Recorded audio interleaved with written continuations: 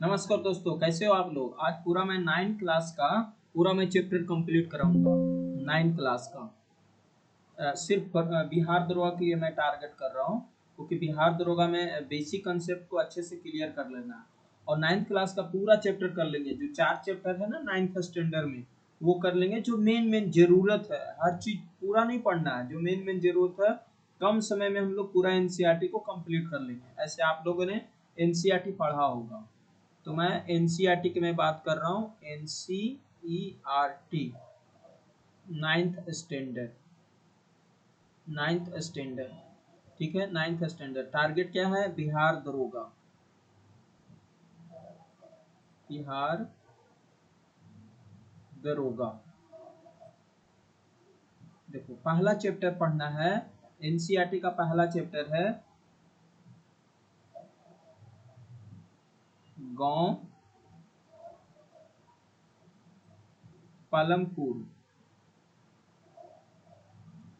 पलमपुर की कहानी। तो क्या हम लोग गांव के बारे में जानेंगे? नहीं, गांव के बारे में नहीं जानेंगे। इसका जो मेन मेन इकोनॉमिक्स में होता है ना, उसके बारे में पढ़ेंगे। क्योंकि बेसिक चीज जब तक हम लोग को अच्छे से नहीं क्लियर रहेगा, तो एग्जाम में आपको मजा नहीं आएगा। क्वेश्चंस अगर बेसिक से पूछ दिया तो आप नहीं कर पाओगे। आप बहुत सारे क्वेश्चंस कर लोगे एमसीक्यू का, लेकिन आपको अगर बेसिक ही नहीं पता तो एग्जाम में आप क्वेश्चंस नहीं कर पाओगे। और पता चलेगा कि मेरा बेसिक ही क्वेश्चन ही गलत हो गया।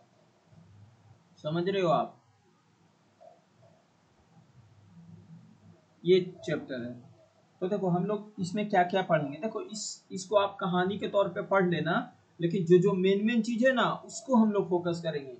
फोकस क्या है? बिहार दरोगा, क्या डबल स्टार। तो बस हमें इस पे फोकस करना है, ठीक है। तो देखो, इसमें सबसे इम्पोर्टेंट होता है इकोनॉमिक्स के पॉइंट ऑफ व्यू से factor of productions, factor of productions,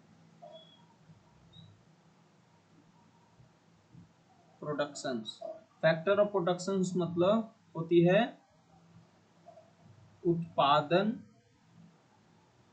उत्पादन के तत्व, के तत्व। अगर आपसे पूछ देगा कि कितने होते हैं उत्पादन के तत्व और 4 ऑप्शंस देंगे, तो क्या बनाओगे? तो पहला होती है लैंड, लैंड इंग्लिश हिंदी में बोलेंगे भूमि, ये होती है। देखो, जैसे उदाहरण में आप क्या ले सकते हो? लैंड में क्या क्या लोगे आप? लैंड में लोगे खेत, खेत लोगे, पानी लोगे, पानी लोगे, जंगल, ये सब लैंड में आएगा। जंगल लैंड में आएगा। क्यों? क्योंकि ये प्राकृतिक संसाधन है, प्राकृतिक संसाधन है, प्राकृतिक संसाधन है। तो लैंड हो गया, पहला लैंड होता है। दूसरा हम लोग को लेना होगा श्रम, श्रम जिसको इंग्लिश में बोलेंगे लेबर, लेबर। इसमें क्या हो जाएगा? इसमें हो जाएगा मजदूर, मजदूर आप ले सकते हो, किसान। ये सब क्या हो जाएगा? इसको श्रम के कैटेगरी में रखेंगे। क्यों? क्योंकि ये क्या है? शारीरिक और मानसिक काम करने वाले लोग हैं। मतलब शारीरिक रूप से, शारीरिक, शारीरिक और मानसिक कार्य करने वाले लोग हैं, ठीक है। तीसरा होती है कैपिटल, पूंजी जिसको बोला जाता है, पूंजी, पूंजी, कैपिटल, कैपिटल। कैपिटल में क्या होगा? बीज होगा, खाद होगा, औजार होगा और मशीन होगा। देखो, यहां से एक दरोगा में पूछा गया था कि कार्यशील कैपिटल कौन सा है, कार्यशील पूंजी कौन सा है। इस तरह के क्वेश्चंस पूछा गया था। मतलब इसमें क्या होगा? उत्पादन को उपयोग की जाने वाली वस्तु, उत्पादन में उपयोग की जाने वाली वस्तु ये हो गया। अब तीसरा होती है उद्यमी। उद्यमी को इंग्लिश में क्या लिखेंगे? एंटरप्रेन्योर।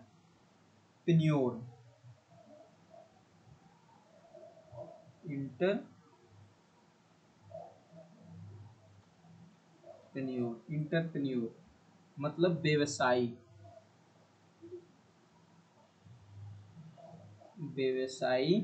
और किसान भी तो इंटरप्रेन्योर है, क्योंकि वो खेती करता है, धान गेहूं बेचेगा, तो वो सभी संसाधनों को संगठित करता है, जो सभी संसाधनों को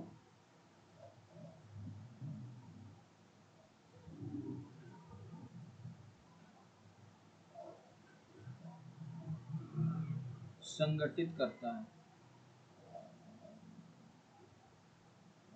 ठीक है भाई। तो देखो ये क्या है, मतलब अगर आप देखोगे ना तो इकोनॉमिक्स में यहीं से शुरू होता है फैक्टर ऑफ प्रोडक्शंस, उत्पादन के तत्व। अगर आपसे पूछा जाएगा, अगर बिहार दरोगा में पूछ दे कि फैक्टर ऑफ प्रोडक्शंस कितने होते हैं, उत्पादन के कितने तत्व होते हैं, तो एक तो लैंड होता है, एक श्रम होता है, श्रम होता है जिसको लेबर बोलेंगे, तीसरा पूंजी होता है, कैपिटल, और चौथा होता है उद्यमी, इंटरप्रेन्योर जो व्यवसायी हो, किसान हो, उसको बोला है। तो ये चार फैक्टर होते हैं। ये इकोनॉमिक्स को अगर आप पढ़ाई शुरू करना चाहते हो, मतलब बेसिक से आप पढ़ोगे, तो यही चार आएंगे, मतलब लैंड, श्रम, पूंजी और उद्यमी, कैपिटल। मतलब लैंड लैंड लेबर, कैपिटल और इंटरप्रेन्योर, ये चार ऐसे होते हैं जो फैक्टर ऑफ प्रोडक्शन होते हैं। ये बेसिक टर्म है जो पूछा जा सकता है, दरोगा में पूछ देगा कि फैक्टर ऑफ प्रोडक्शन का कितने होते हैं, चार ऑप्शन दे देंगे, तो आपको ये बताना होगा। ठीक है, काफी इंपॉर्टेंट है, यहाँ से आप टिक लगा सकते हो। ये इस चैप्टर के ये सबसे इंपॉर्टेंट पार्ट है जो आपको ध्यान रखना है। ठीक है, अब देखो आपसे अगर पूछा जाएगा तो फैक्टर ऑफ प्रोडक्शंस कहा जाता है, क्योंकि ये माइक्रो इकोनॉमिक्स के आधार पे लिया जाता है, माइक्रो इकोनॉमिक्स के आधार पे लिया जाता है। ठीक है, यहाँ तक समझ में आ गया आपको?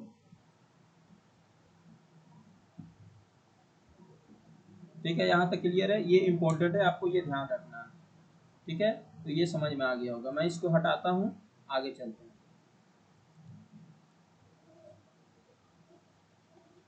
देखो वही चीज को मैं फोकस कर रहा हूँ भाई, जो हमारे एग्जाम्स के लिए इम्पोर्टेंट है। पूरा चीज नहीं पढ़ना है आपको, पूरा चीज के लिए हमें टाइम ही नहीं है।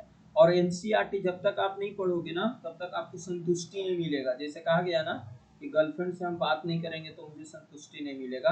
आप 1000 बुक पढ़ लो, एनसीईआरटी अगर आप बेसिक चीज को नहीं पढ़ोगे तो बेकार है। देखना एग्जाम में जब पेपर आती है ना, तो बेसिक चीज ही पूछा जाता है, कोई रॉकेट साइंस वाले क्वेश्चंस नहीं होते हैं जिसमें आपको आपसे नहीं बनेगा। आप रिसोर्स खोल के देखना, सारे एनसीईआरटी से ही क्वेश्चंस उठाए जाते हैं। और जो समझदार है, अगर वो एनसीईआरटी पढ़ लिया तो उसका कल्याण निश्चित है। देखो ये देखो, ये हो गया तीसरा तीसरा दूसरा सबसे इंपॉर्टेंट पॉइंट है यहाँ पे। दूसरा इंपॉर्टेंट पार्ट है ग्रीन रेवोल्यूशन। देखो यही शुरू हुआ था ग्रीन रिवॉल्यूशन।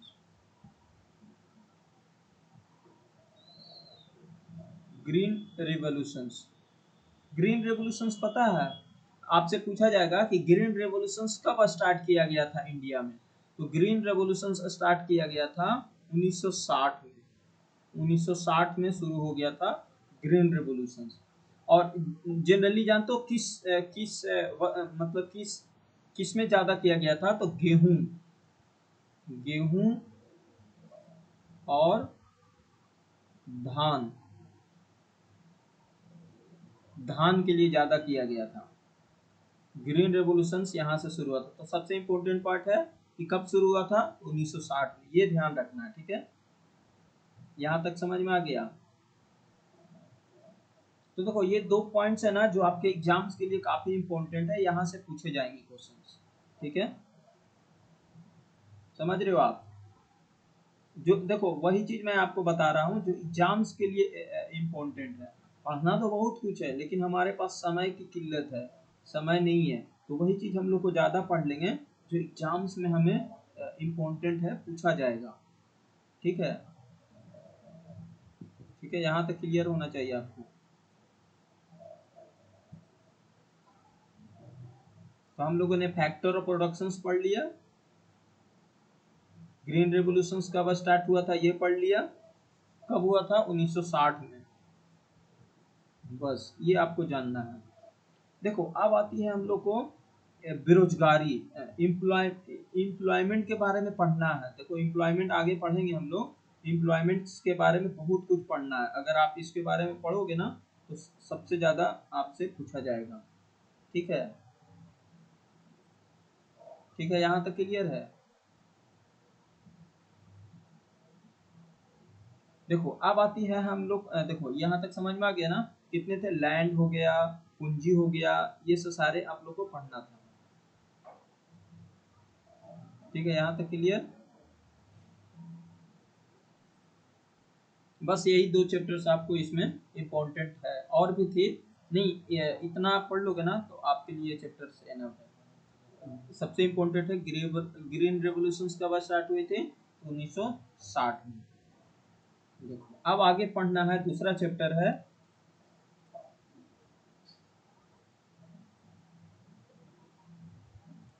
मैं दूसरा चैप्टर की बात करूंगा।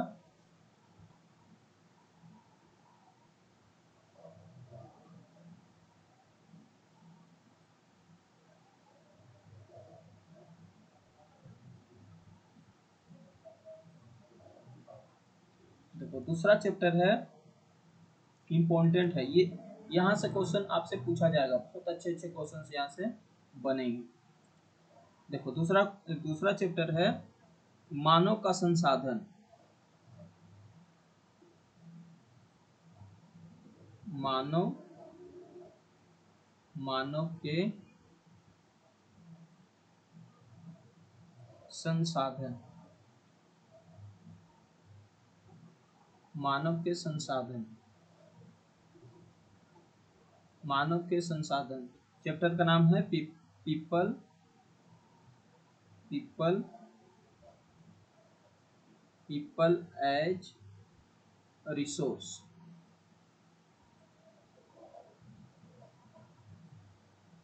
People as resource. देखो सबसे पहले क्या होती है, मान लो देखो मानव के रिसोर्स, जैसे हमारा इंडिया, इंडिया हमारा देश है, ठीक है, हमारा इंडिया देश है, ठीक है, पता है यहाँ पे 140 करोड़ लोग रहते हैं। तो देखो 140 करोड़ लोग रहते हैं, तो यहाँ पे 2 तरह के लोग हो सकते हैं, एक ह्यूमन कैपिटल, ह्यूमन कैपिटल, और एक होती है ह्यूमन रिसोर्स, ह्यूमन रिसोर्स। देखो ह्यूमन कैपिटल और ह्यूमन रिसोर्स में बहुत सारे फैक्टर हैं। जैसे हमारा देश, आप सोचो ना, हमारा देश 140 करोड़ जनसंख्या है, लेकिन अगर मैं बात करूं यूएसए का तो इससे कई गुना कम है। तो सोचो कई गुना कम होने के बाद भी यूएसए काफी फेमस है और काफी ज्यादा रिच है, लेकिन हमारा इंडिया 140 करोड़ जनसंख्या होने के बाद भी गरीब है। क्यों? यही तो समझना है कि मानव को किस तरह से हम संसाधन के रूप में देखते हैं। जनसंख्या होना कोई बड़ी बात नहीं है, बस उसकी यूटिलाइजेशन कैसे किया जाता है, उसकी क्या इम्पोर्टेंस होना चाहिए ताकि हम मानव को सही तरीका से यूज कर सकें। तो समझ रहे हो ना? तो देखो बात आती है ना कि कोई भी देश में पब्लिक जो होना चाहिए, पब्लिक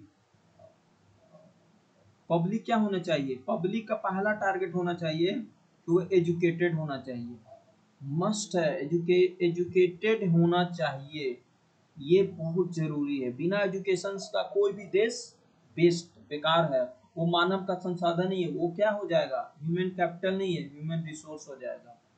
हेल्दी होना चाहिए, कोई भी देश का हेल्दी होना चाहिए, मतलब ना देखो, जब भी हम लोग बात करते हैं किसी भी देश का, जैसे अभी भी देखते हो ना, जब भी कोई चुनाव वगैरह होता है तो देखते हो यही तीन चीज पे बात होती है कि एजुकेशन अच्छा होना चाहिए, हेल्थ होना चाहिए, हेल्थ अच्छा होना चाहिए, और वो पर्सन स्किल्ड होना चाहिए, स्किल्ड होना चाहिए, स्किल्ड होना चाहिए। अगर ये आपके पास है तो आप बोल सकते हो ना, ये किसी भी देश का एसेट है। एसेट मतलब वो संपत्ति है। कौन? पब्लिक, पब्लिक संपत्ति है।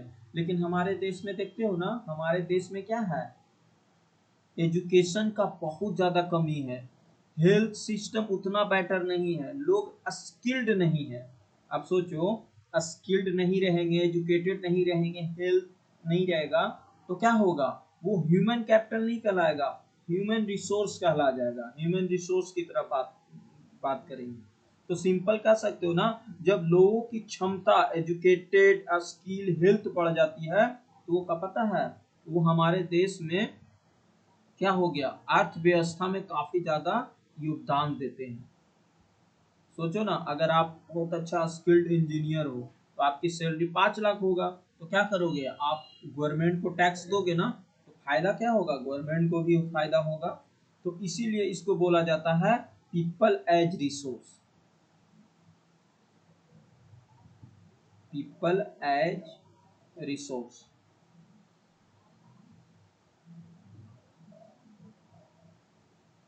रिसोर्स मतलब ना, मानव के संसाधन में हम लोग को एजुकेटेड होना बहुत जरूरी है, हेल्थ होना बहुत जरूरी है, वो पर्सन स्किल्ड रहेगा, तभी हम कर सकते हैं कोई भी देश का डेवलपमेंट। अगर ये सब नहीं रहेगा तो किसी भी देश का डेवलपमेंट होना इम्पॉसिबल है। अगर ये है तो हम बोल सकते हैं कि वो देश का एसेट है, मतलब वो संपत्ति है। जैसे मान लो कोरोना आया था, तो कोरोना आया था तो सबसे ज्यादा प्रॉब्लम किस चीज का था, हेल्थ का। सरकार ने इस पे ज्यादा फोकस किया, सोचा कि अगर हेल्थ ही सिस्टम खराब हो जाएगा, हमारे जो लोग हैं वो हेल्थ के कारण बीमार होंगे, मर जाएंगे, बहुत सारे लोग मर जाएंगे, तो क्या होगा, हमारे देश में लोग रहेंगे ही नहीं, तो फिर क्या होगा, सरकार सस्टेन कर पाएगा नहीं, टैक्स कहाँ मिलेगा, नहीं मिल पाएगा। तो पीपल एज ए रिसोर्स होना बहुत जरूरी है, समझ रहे हो आप। तो यहाँ से एक चीज होती है, यहाँ से दो वर्ड निकलती है। यहाँ तक समझ में आ गया ना, कि पीपल एज ए रिसोर्स होना, इसका मतलब है ना कि पब्लिक एजुकेटेड होना चाहिए, हेल्थ होना चाहिए, स्किल्ड होना चाहिए। अगर है तो एसेट है, नहीं तो वो बेकार है। इसी को बोला जाएगा पीपल एंड रिसोर्स, क्योंकि वो अर्थव्यवस्था में काफी योगदान देते हैं। ठीक है, यहाँ तक समझ आ गया। यहाँ तक समझ आ गया है तो मैं इसको इरेज करता हूँ और आगे चलता हूँ।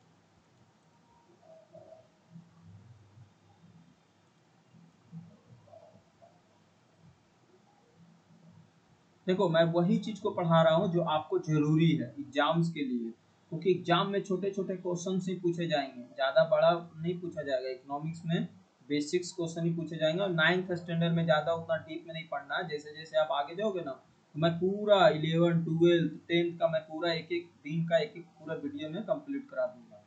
देखो, दूसरी बात आती है ना, दूसरी बात आती है कि कोई भी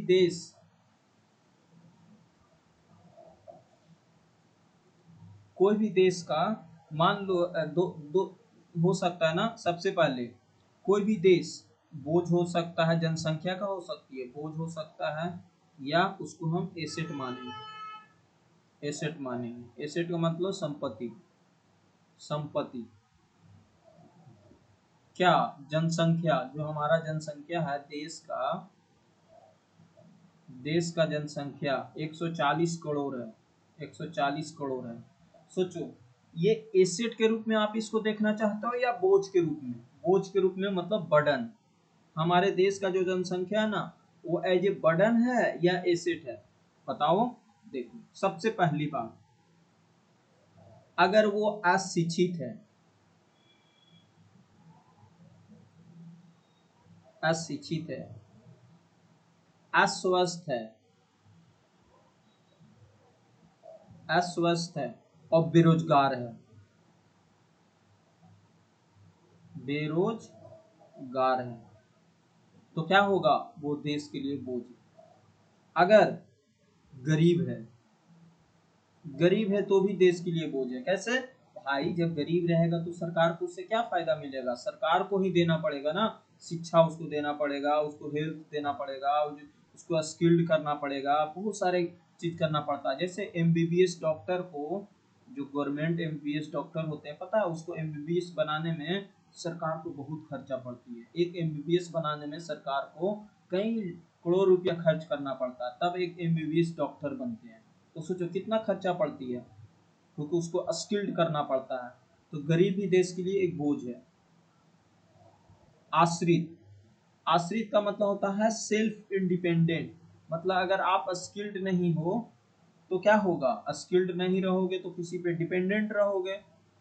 किस पे? सरकार पे। और आर्थिक रूप से कमजोर, आर्थिक रूप से कमजोर। ये सब क्या है? ये सब देश के लिए बोझ है। अगर आप अशिक्षित हो, देश के लिए बोझ हो। अस्वस्थ हो, देश के लिए बोझ हो। बेरोजगार हो, देश के लिए बोझ हो। गरीब हो, देश के लिए बोझ हो। अशिक्षित हो, अशिक्षित होते हुए भी अगर हो तो बेरोजगार हो। आर्थिक रूप से कमजोर हो, बेरोजगार हो। ऐसे देश के लिए संपत्ति क्या है? देश के लिए संपत्ति कि वो शिक्षित होना चाहिए, शिक्षित होना चाहिए। अगर आप शिक्षित हो, हेल्थी हो, स्वस्थ हो और कुशल लोग हो। कुशल मतलब स्किल्ड हो, तो क्या है? आप देश का संपत्ति हो। क्यों? क्योंकि क्या करोगे आप? प्रोडक्शंस को बढ़ाओगे। प्रोडक्शंस को बढ़ाओगे मतलब ना देश के लिए सपोर्ट करोगे, सरकार को आप टैक्स दोगे। पहली बात है कि आप आत्मनिर्भर रहोगे, सेल्फ इंडिपेंडेंट, आत्मनिर्भर होगे, आत्मनिर्भर होगे। और आर्थिक रूप से बहुत मजबूत होगे, आर्थिक रूप से मजबूत होगी। तो आप ही सोचो भाई, हमारे देश की जनसंख्या क्या है? 140 करोड़ है। आप यही देश लगा लो कि 140 करोड़ देश के लिए बोझ है या एसेट है। आप अनुमान लगा चुके होंगे कि देश के लिए वो बोझ है। क्यों? क्योंकि हमारी आधी आबादी अशिक्षित है, अस्वस्थ है और बेरोजगार है, गरीब है, बेरोजगारी है, आर्थिक रूप से कमजोर है। तो क्या है, हमारे देश में जो जनसंख्या है ना, वो कोई काम का नहीं है। अब वही अमेरिका में बात करो, अमेरिका में कितना जनसंख्या होगा? बहुत कम जनसंख्या, लेकिन देखते हो ना, वहाँ आप देखोगे ना, मैक्सिमम लोग शिक्षित हैं, स्वस्थ हैं और कुशल हैं, स्किल्ड है, जिसको स्किल्ड बोल सकते हो, स्किल्ड है। और वहाँ पे जब इतने लोग हैं तो क्या करेंगे? वो प्रोडक्शंस करेंगे, किसका? देश के लिए। कोई बड़ा स्टार्टअप स्टार्ट किया, जैसे देखते हो ना अमेरिका में कितने सारे बड़ी बड़ी कंपनियां हैं, फेसबुक हो गया, कितने सारे, आप नाम नहीं ले पाओगे, इतने सारे कंपनियां हैं ना जो सारे अमीर के हैं। क्यों? क्योंकि वो देश के लिए एसेट है, क्योंकि वहाँ के लोग ज़्यादा प्रोडक्शन कर रहे हैं। ऐसा नहीं, वहाँ के लोग, इंडिया से लोग भी वहाँ जाके एसेट्स बन चुके हैं। जो काम इंडिया में करना चाहिए थे वो विदेश में कर रहे हैं, वो आत्मनिर्भर है। तो समझ में आ गया? तो पीपल ऑफ रिसोर्स क्या होना चाहिए? पीपल ऑफ रिसोर्स एसेट के रूप में होना चाहिए देश के लिए, बोझ नहीं। यहाँ तक समझ में आ गया होगा, आगे चलते हैं। देखो, मैं जो जो जरूरत वाली चीज़ है ना, मैं उसी को कंप्लीट कर रहा हूँ, क्योंकि टाइम कम है। दरोगा के लिए उतना टाइम नहीं है कि हम लोग पूरा बुक को पढ़ें, और पूरा बुक ही मैं पढ़ा रहा हूँ। अगर आप ये वीडियो देख लेते हो ना तो आपको सारा कंसेप्ट क्लियर हो जाएगा। अगर आप नहीं भी देखोगे ना तो कोई बात नहीं, लेकिन जो देख लिया उसका बल्ले बल्ले हो जाएगा। ठीक है, आगे चलते हैं। देखो आगे है, देखो आगे है हम लोग का सबसे इम्पोर्टेंट है, यहाँ से पूछ सकता है क्वेश्चन। आगे है human capital. Human human capital, human capital, human capital. देखो भाई, ह्यूमन कैपिटल क्या होती है? ह्यूमन कैपिटल कब बनेगा? ह्यूमन कैपिटल ह्यूमन रिसोर्स में कब आएगा? ह्यूमन कैपिटल कब होगा? जब वो, उसके पास पूरा एजुकेशन होगा,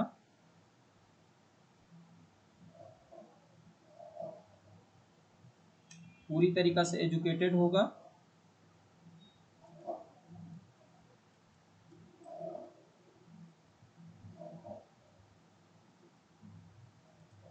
देखो, सबसे पहले क्या होना चाहिए, अगर कोई भी देश में ह्यूमन कैपिटल कम माना जाएगा, ह्यूमन कैपिटल कम माना जाएगा जो पूरा तरीका से उसके पास शिक्षा होगा, शिक्षा होगी, स्वास्थ्य होगा, स्वास्थ्य होगा, उसके पास कौशल, कौशल का मतलब होता है स्किल्ड पर्सन, स्किल्ड होगा। अगर शिक्षा है, स्वास्थ्य है, स्किल है, तो वो ह्यूमन कैपिटल है। समझ रहे हो ना? क्यों?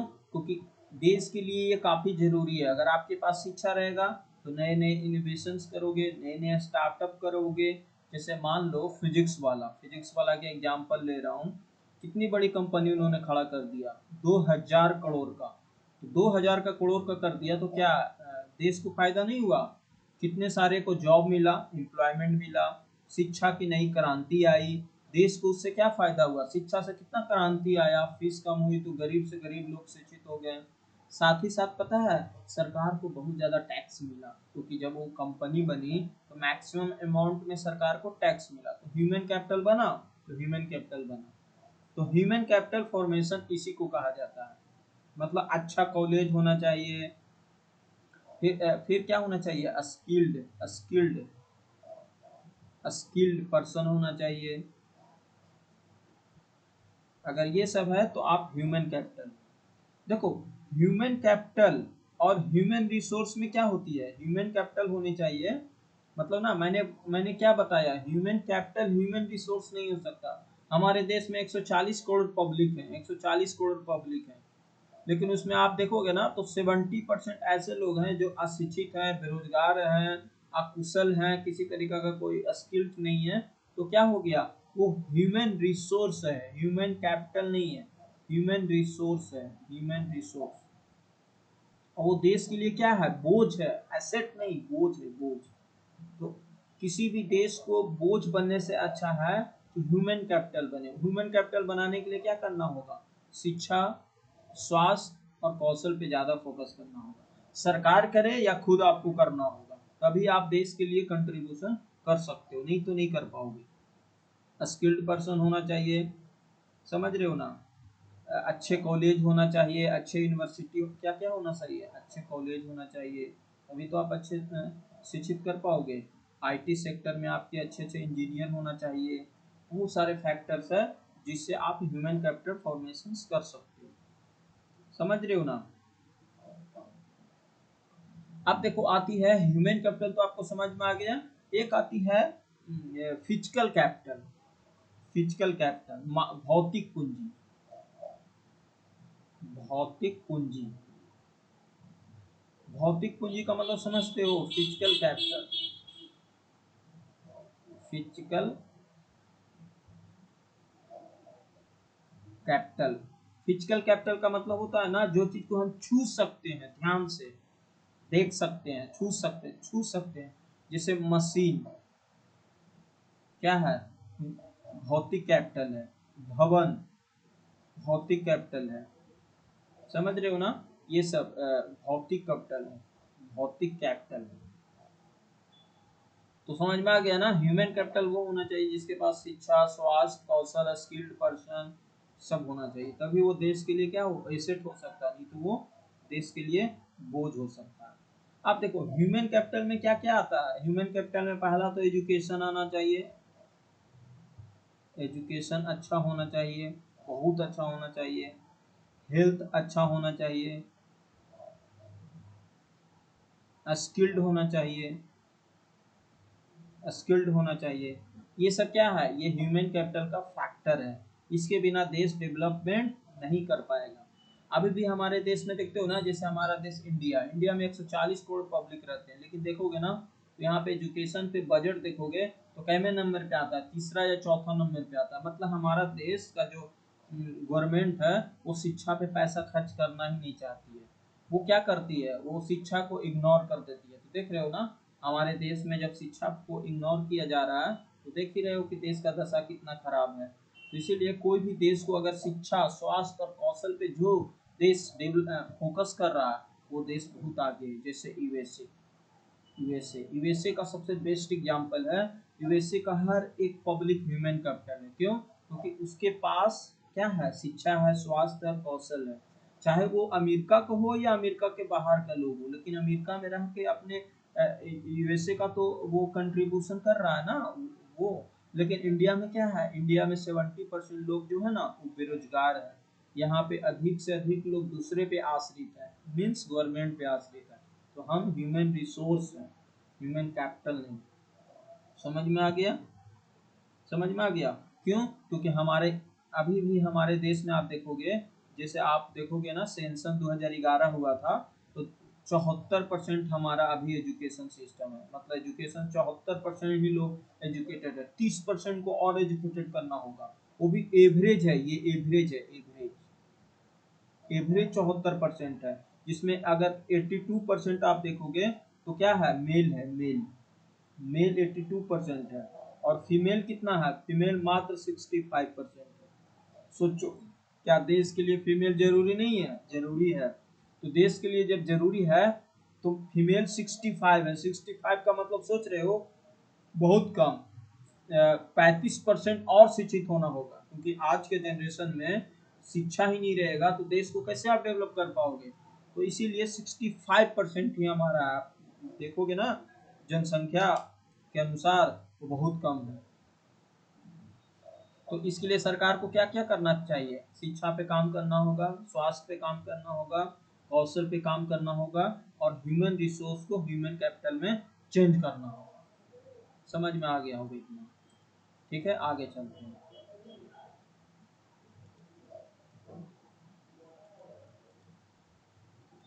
देखो भाई, ये सब बेसिक चीज मैं आपको समझा दे रहा हूँ। आप जब एनसीईआरटी पढ़ोगे ना तो आपको क्लियर समझ में आ जाएगा। एनसीईआरटी में यही सब बातें दी हुई है, लेकिन डिटेल में दी हुई है, बच्चों को समझ में नहीं आता है। जब वो पढ़ते हैं ना तो उनको नींद आने लगता है, क्या क्या क्या दिया हुआ। बहुत से लोग नहीं पढ़ते हैं, और देखो जो पढ़ लिए उनका पता है कल्याण हो जाता है।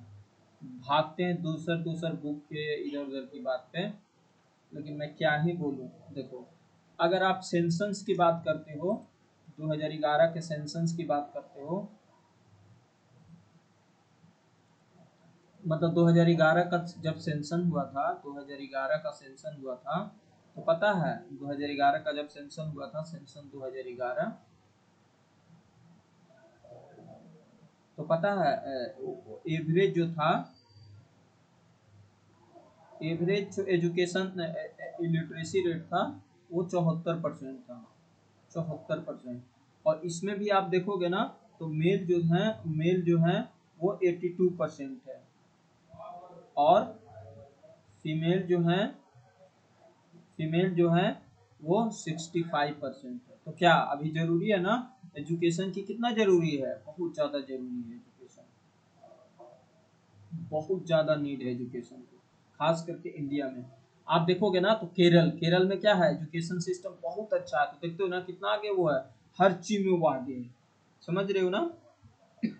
इसीलिए देख रहे हो ना नेशनल एजुकेशन पॉलिसी आया है 2020 में। इसीलिए आपसे पूछा जाता है। यहाँ तक समझ में आ गया?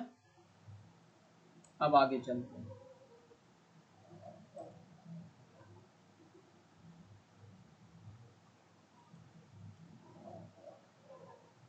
देखो, ये सब आपको जानना जरूरी है, ये सब इग्नोर नहीं कर सकते हो आप। यही सब पूछा जाता है एग्जाम में। आपको लगेगा ये सब क्या पूछा जाता है?" अरे नहीं, यही सब पूछा जाता है। देखो आगे, सबसे इम्पोर्टेंट है बेरोजगारी। यहाँ से 3 क्वेश्चन पूछा जाता है।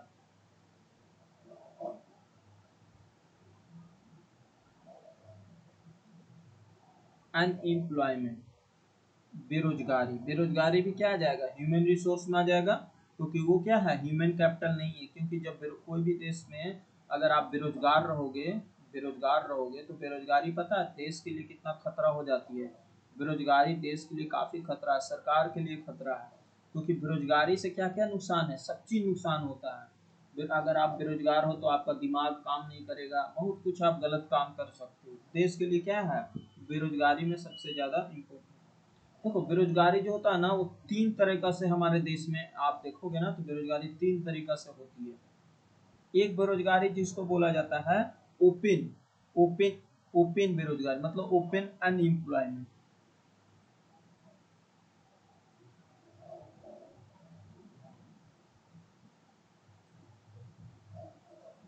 अनएम्प्लॉयमेंट ओपन जिसको बोला जाता है खुली बेरोजगारी, खुली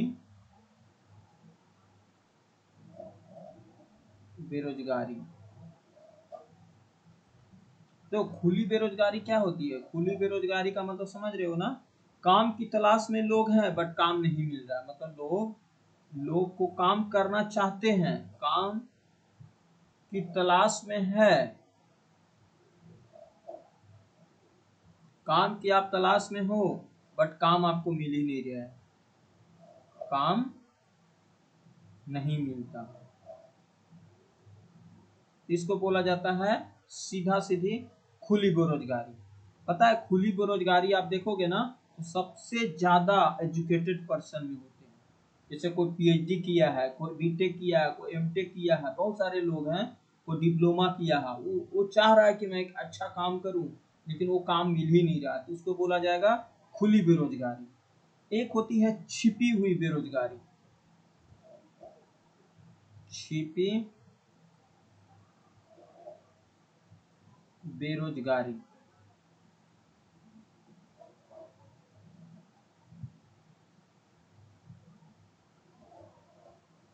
छिपी बेरोजगारी इसको क्या बोलेंगे हम लोग? डिस्टिग्नेट, डिस्टिग्नेट में। पता है ये ज्यादा छिपी हुई बेरोजगारी पता है ज्यादा कृषि के क्षेत्र में सबसे ज्यादा अवेलेबल होती है। कृषि के क्षेत्र में आप देखोगे तो सबसे ज्यादा आपको बेरोजगारी देखोगे।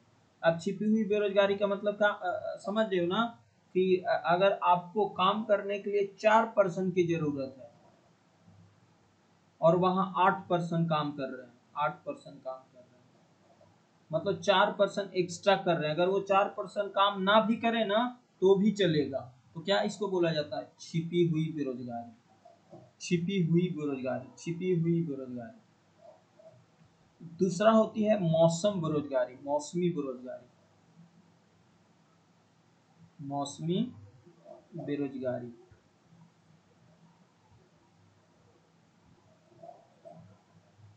बेरोजगारी, मौसमी बेरोजगारी पता है कब होती है? जब सिर्फ मौसम पे ही काम मिले, उसके बाद काम ठप। जैसे गेहूं का सीजन आ गया या धान का सीजन आ गया, तो देखते हो ना पंजाब में बिहार से लोग, बहुत से लोग जाते हैं धान काटने और गेहूं काटने, और जैसे ही धान और गेहूं कट जाता है उसके बाद वो बेरोजगार हो जाते हैं, तो इसी को बोला जाता है मौसम बेरोजगारी। ठीक है। और एक तो शिक्षित बेरोजगारी आप जानते ही हो, शिक्षित बेरोजगारी का मतलब क्या होता है? पूरी तरीका से आप देखोगे तो डिग्री है लेकिन नौकरी ही नहीं है। तो तीन तरह का इंडिया में आप बेरोजगारी देखोगे। एक तो ओपन बेरोजगारी, काम है, काम की तलाश में वो बंदा है लेकिन काम मिल ही नहीं रहा है, ओपन बेरोजगारी।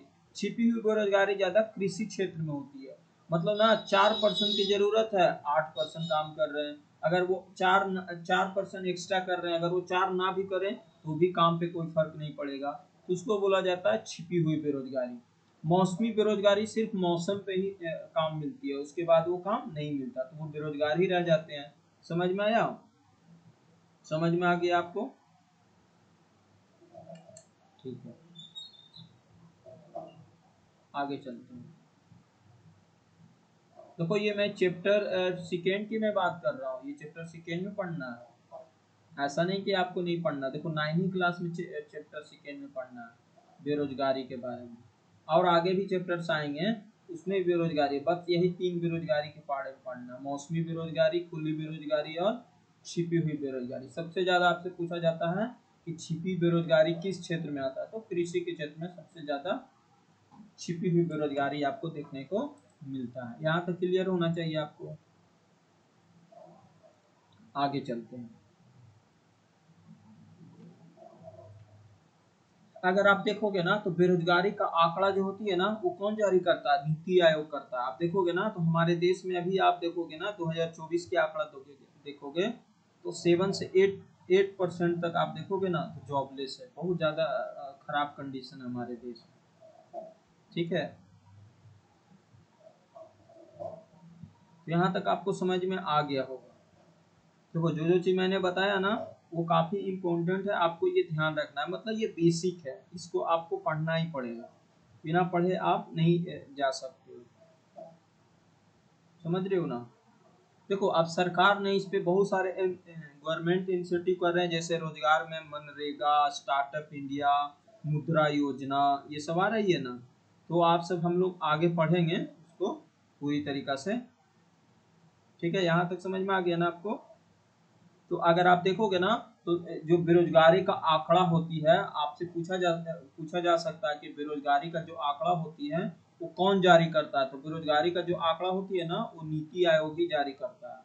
नीति आयोग का देखोगे ना तो हर साल बेरोजगारी का आंकड़ा जारी किया जाता है।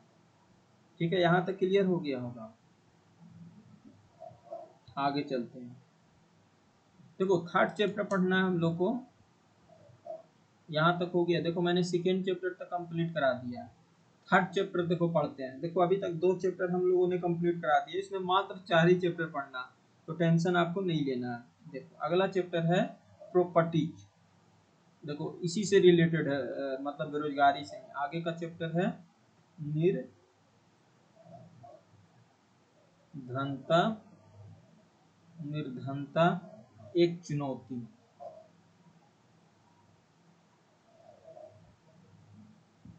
निर्धनता एक चुनौती। देखो बहुत से लोग लगता होगा ना क्या ये सब पढ़ रहे हैं हम लोग, तो इससे पूछेगा ही नहीं। अरे नहीं भाई, मैं आप शायद नहीं जानते हो, लेकिन यहीं से क्वेश्चन पूछता है। निर्धनता एक चुनौती। चुनौती इसका इंग्लिश में आप लिख सकते हो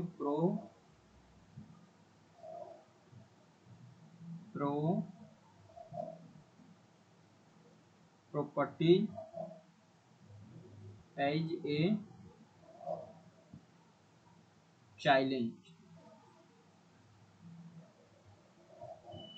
देखो ये चैप्टर पढ़ना है। देखो इसमें है ना जो मेन चीज है ना वो पढ़ेंगे, पूरा चीज नहीं पढ़ेंगे। ठीक है, जैसे देखो मान लो किसी भी देश में सिंपल क्या होती है, निर्धरता मतलब आप गरीबी रेखा से कम होगे। मतलब ना मतलब ना मान लो जैसे इनकम है, इनकम। और इनकम कब होती है, इनकम होती है आप कंजप्शंस करते हो,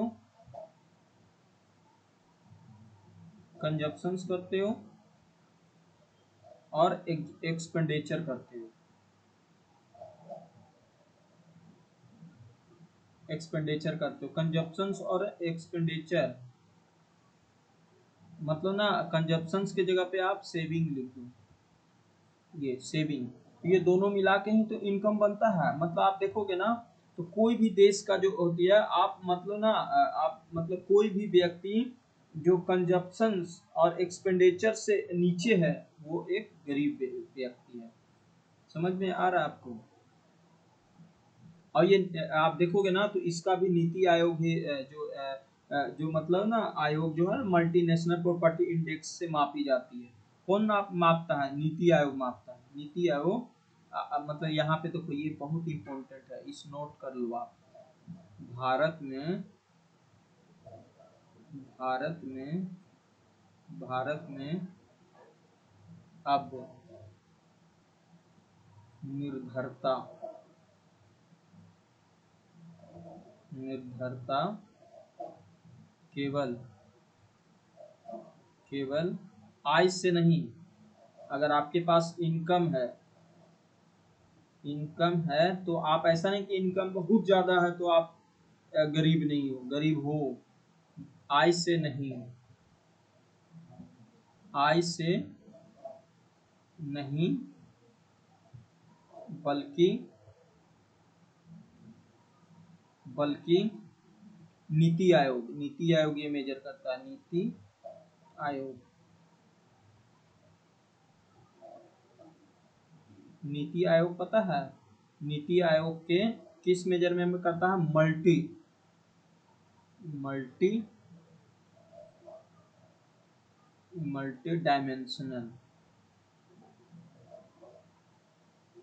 डायमेंशनल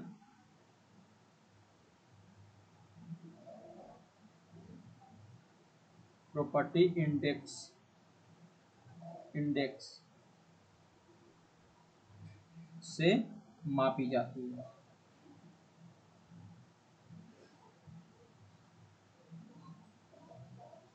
देखो आपको सबसे इम्पोर्टेंट ये ध्यान रखना ना कि जो निर्भरता होती है ना, निर्भरता कौन मापता है? नीति आयोग मापता है। और आय से नहीं, हमारे देश में आय नहीं, ऐसा नहीं कि आपके पास बहुत इनकम हो रहा है तो आप गरीब नहीं हो, नहीं। बहुत सारे इसमें फैक्टर होती है जिसके थ्रू मापा जाता है। तो मल्टीनेशनल फैक्टर के थ्रू हम लोग भारत में मापा जाता है। ठीक है, आगे बताते हैं कि किस तरह से कोई गरीब है कोई अमीर है। तो आपको समझ में आ गया ना, जो गरीबी है ना, निर्धरता, वो नीति आयोग मापता है। मल्टीनेशनल प्रॉपर्टी इंडेक्स जो है ना वो जारी करता है। आप देखना हर साल क्या करती है, नीति आयोग जारी करती है, इसका आंकड़ा हर साल आता है। आपको ज्यादा इंपॉर्टेंट रखना है कि कौन जारी करता है, तो नीति आयोग।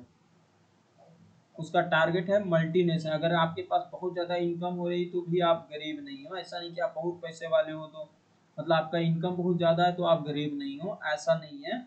आप निर्धरता के क्षेत्र में आ सकते हो। बहुत सारे उसका फैक्टर होती है।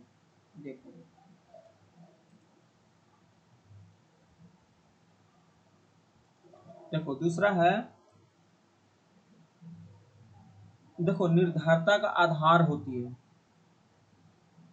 कि आप गरीब हो या नहीं, उसके लिए 4 फैक्टर होते हैं। निर्धारण का आधार है जो नीति आयोग है ना, इसी आधार पे मेजर करता है। पहला, उसको भोजन मिलना चाहिए, कपड़ा, मकान, शिक्षा और स्वास्थ्य। देखो भाई, जनरली अगर मैं बोलूं, पैसा से आप हर चीज नहीं कीन सकते हो। जिसके पास भोजन है, कपड़ा है, मकान है, शिक्षा है, स्वास्थ्य है, वो गरीब नहीं है। निर्धरता, यही नीति आयोग जो है ना, नीति आयोग यही 4 फैक्टर को देख के, नीति आयोग जो है ना, यही 4 फैक्टर को देख के मेजर करता है। ठीक है, तो बहुत इंपॉर्टेंट है, बहुत इंपॉर्टेंट है कि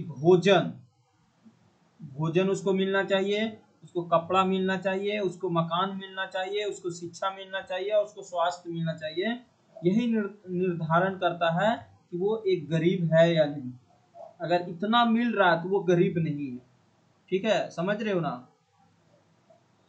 और ये पता है ये किसके थ्रू माना गया था? ये था तेंदुलकर मेथड है। तेंदुलकर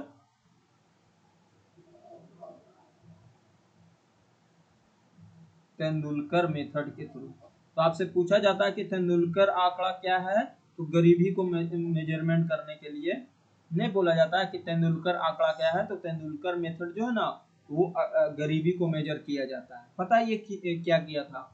इन्होंने बताया था कि जो ग्रामीण है ना, ग्रामीण है, ग्रामीण का आंकड़ा था कि 816 रुपया मासिक खर्च होना चाहिए। और शहर का बताया था, शहर का उन्होंने बताया था 1000 रुपया मासिक खर्चा, ये बताया था। तो देखो यहाँ पे 3 पॉइंट्स आपसे पूछा जाएगा। पहला पूछा जाएगा निर्धारण का आंकड़ा कौन जारी करता है, तो नीति आयोग। दूसरा, निर्धारण का आधार क्या होना चाहिए, तो उसके पास भोजन होना चाहिए, कपड़ा मिलना चाहिए, मकान मिलना चाहिए, शिक्षा मिलना चाहिए और स्वास्थ्य होना चाहिए। अगर ये 5 चीज मिल रहा है तो वो गरीबी रेखा से बाहर है, मतलब गरीब नहीं है। ये किसके थ्रू बनाया गया था? ये बनाया गया तेंदुलकर समिति। आप आपसे हर में से क्वेश्चन पूछा जाता है ना कि तेंदुलकर समिति किससे संबंधित है, तो गरीबी से संबंधित है। बहुत फेमस है ये समिति। तो तेंदुलकर समिति किससे संबंधित है, तो गरीबी से। इन्होंने बताया था कि जो ग्रामीण है ना, ग्रामीण में 816 रुपया, 816 रुपया मासिक खर्चा होना चाहिए। मासिक खर्च 816 होना चाहिए और शहर में 1000 रुपया होना चाहिए, यही बताया था। ठीक है, यहाँ तक समझ में आ गया। मतलब ना, जो इनसे कम खर्च पे जीता है, अगर इसकी ग्रामीण 816 रुपया और शहर 1000 रुपया है तो सही है, अगर इससे कम है तो वो गरीब है, मतलब वो निर्धन के क्षेत्र में आ जाता है।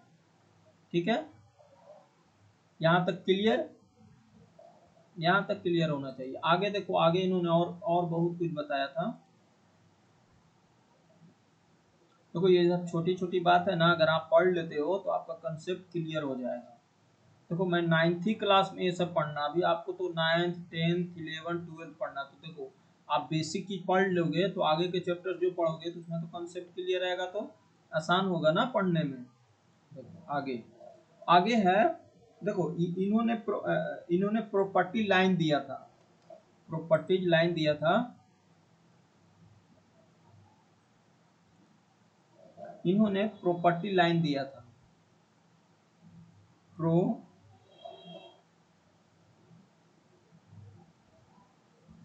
प्रॉपर्टी लाइन इन्होंने मेजर किया था, प्रॉपर्टी लाइन दिया था ऑन मिनिमम,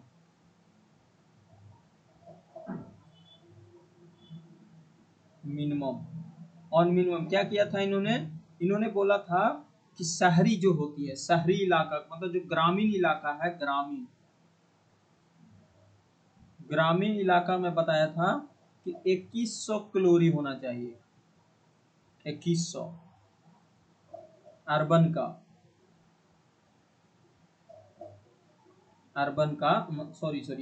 बोला था, शहरी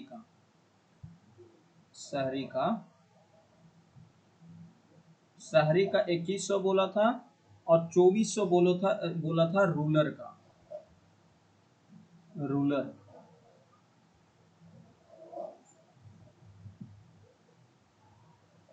2400 बोला था ग्रामीण का। किसने? तेंदुलकर समिति ने। और उन्होंने बताया था कि 816 रुपये से अगर वो नीचे है तो निर्धन है, अगर 1000 रुपया शहरी के लिए से नीचे है तो वो निर्धन है। तो ये आंकड़ा किन्होंने दिया था? तेंदुलकर समिति ने ही दिया था। समझ रहे हो ना? बहुत इंपॉर्टेंट है, आपको ध्यान रखना। 3 क्वेश्चन यहाँ से पूछा जाता है। पहला आंकड़ा कौन जारी करता है? नीति आयोग। दूसरा कि तेंदुलकर समिति किससे फेमस है? गरीबी से। शहरी के लिए इन्होंने कितना बोला था? तो 2100 कैलोरी, और ग्रामीण के लिए 2400 कैलोरी, ये बताया था। यहाँ तक क्लियर है? अच्छे से समझ में आता। देखो अब देखो बहुत सारे फैक्टर है कि कारण क्या है, ये सब तो इतना दरोगा में हम लोग को नहीं पढ़ना। वो जब आप बीपीएससी या यूपीएससी के पढ़ोगे ना तो वहाँ पे ये सब पढ़ना होता है, लेकिन हम लोग के लिए अभी इतना इम्पोर्टेंट नहीं है। यही 4-5 पॉइंट है ना जो हम लोग को अच्छे से समझना है। समझ रहे हो ना? अब देखो गरीबी से निकालने के लिए बहुत सारे आंकड़े जो था ना वो निकाला गया था। जैसे मनरेगा आया था 2005 में आया था मनरेगा। पूरा डिटेल आपको मैंने बताता हूँ इसका। मनरेगा 2005 में आया था। पूछा जाता है कि मनरेगा कब आया था? 2005 में आया था। समझ में आ रहा है जी आपको?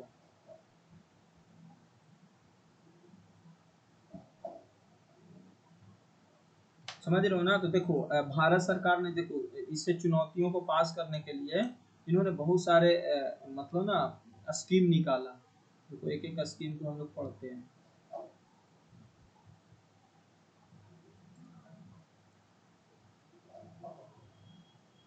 देखो एक एक स्कीम्स क्या था हम लोग पढ़ते हैं।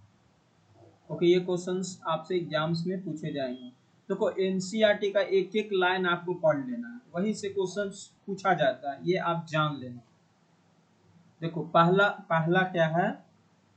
देखो जो जो चीज हम लोग के लिए जरूरी है ना बस उसी पे फोकस कर रहा हूँ मैं आपको ज्यादा बाबा नहीं बना रहा हूँ क्योंकि पढ़ना ही नहीं उतना। देखो पहला पहला जो है ना मतलब रोजगार, मतलब इसको प्रॉपर्टी में ना कि गरीबी से कैसे निकाला जाए, कि सरकार ने क्या किया स्कीम निकाला। तो पहला था महात्मा गांधी।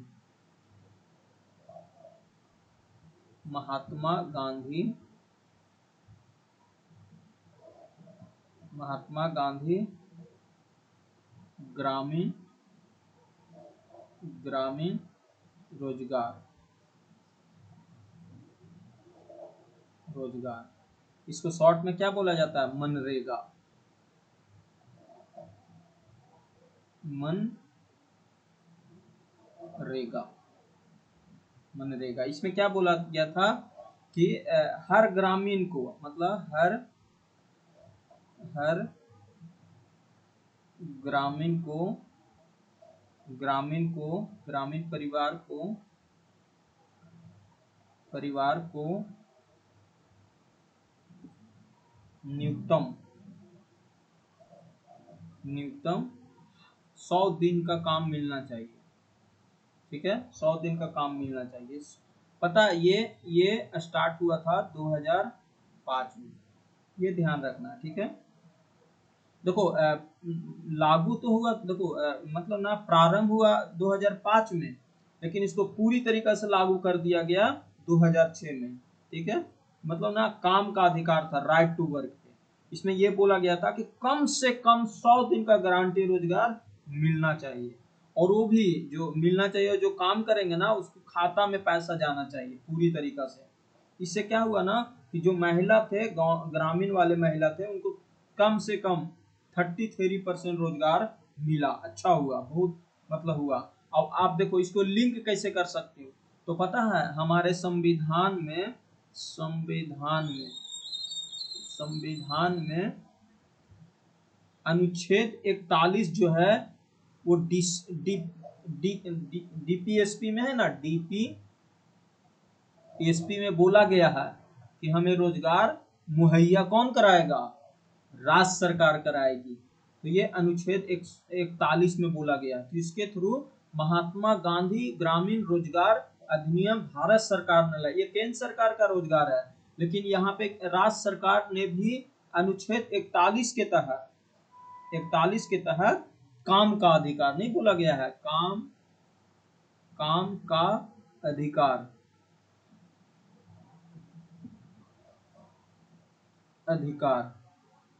काम का अधिकार, काम का अधिकार क्या बोला गया? काम का अधिकार, अनुच्छेद 41 के तहत। तो महात्मा गांधी रोजगार अधिनियम आया था। ठीक है, इंपॉर्टेंट होना चाहिए।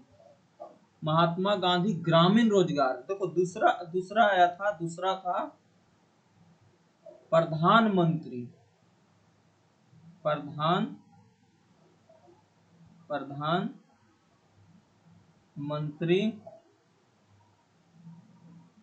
रोजगार योजना। देखो ये कब आया था? ये आया था 1993 में, 1993 में आया था। इसमें क्या बोला गया था ना कि शिक्षित युवाओं को सेल्फ एम्प्लॉयमेंट, मतलब देखो इसमें क्या बोला गया था, प्रधानमंत्री रोजगार योजना में क्या बोला गया था कि जो शिक्षित लोग हैं, जो शिक्षित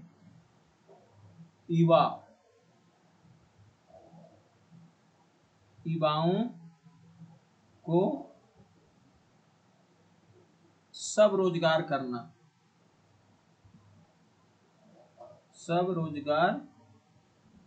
मतलब सेल्फ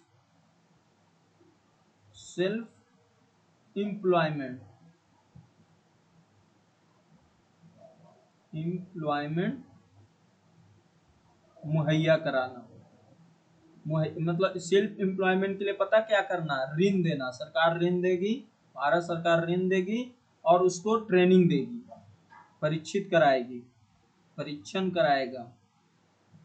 परीक्षण देना, ये काम आया था। कहाँ? तो 1993 में।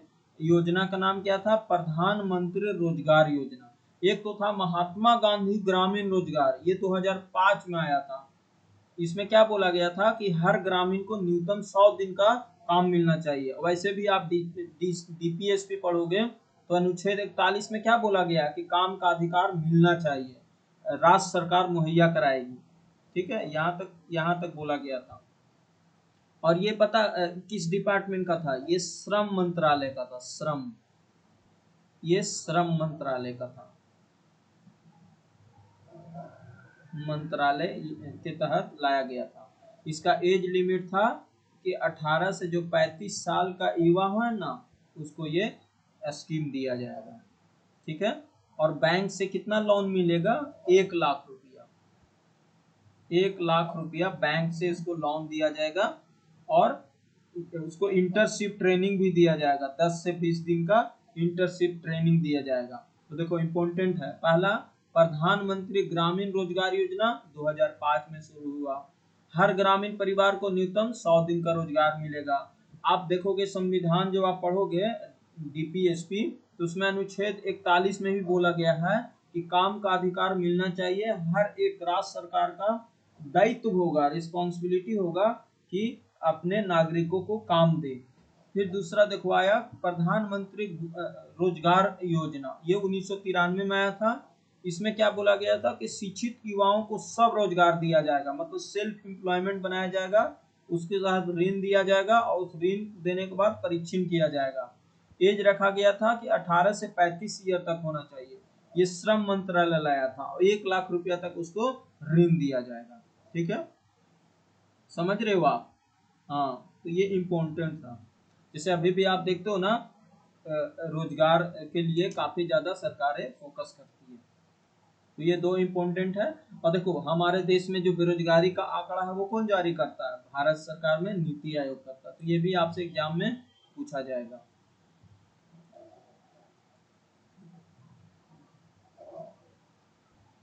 देखो ये सब जो है ना, ये एनसीईआरटी का ही पॉइंट है। 9th स्टैंडर्ड में ये सब पढ़ना है, और यहीं से दरोगा पूछती है क्वेश्चन। क्योंकि जब एग्जामिनर क्वेश्चन सेट करते हैं ना, तो उनके पास ऑथेंटिक बुक ही रहता है, वहीं से पेज बाय पेज से क्वेश्चन उठा के डाल देते हैं। कॉपी पेस्ट नहीं करते हैं इधर उधर से। अगर कॉपी पेस्ट करेंगे ना, तो फिर वो पूछा जाएगा कि क्वेश्चन कहाँ से मिला। ठीक है, ये समझ में आ गया? आप देखोगे ना, तो दरोगा में ऐसा कोई क्वेश्चन नहीं है जो आपसे नहीं बन सकता। बहुत आसान आसान क्वेश्चन होते हैं, आप देख सकते हो। देखो तीसरा तीसरा रोजगार था ग्रामीण। तीसरा रोजगार था ग्रामीण, ग्रामीण ग्रामीण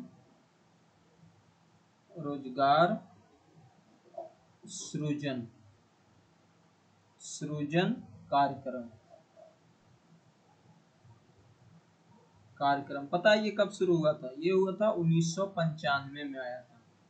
इसमें क्या बोला गया था ना, कि जो ग्रामीण क्षेत्र होंगे ना, मतलब इसका टारगेट देखो यहाँ पे बोला ही गया ग्रामीण रोजगार उद्यम थे, मतलब ना इसमें ग्रामीण क्षेत्र के छोटे उद्योग और उद्यम स्थापित करना था। इसका टारगेट क्या था?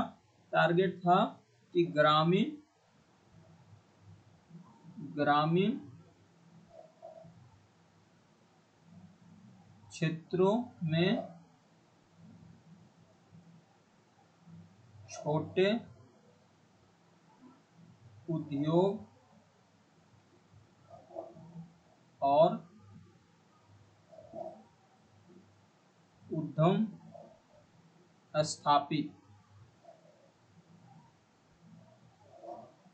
स्थापित करना, और उसके बाद क्या करना? उसको रोजगार बढ़ाना।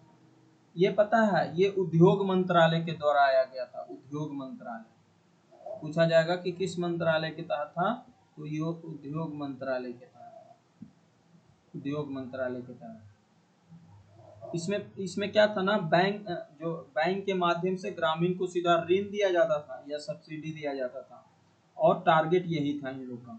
ठीक है, ये था तीसरा। चौथा था चौथा था स्वर्ण जयंती। स्वर्ण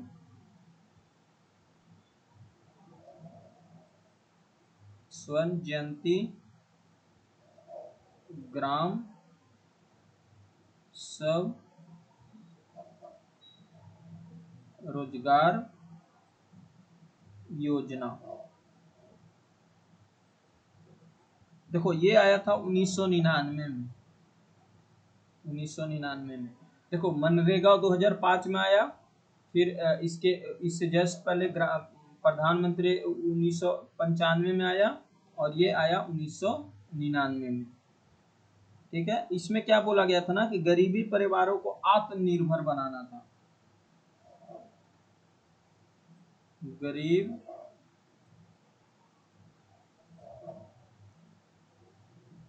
परिवार को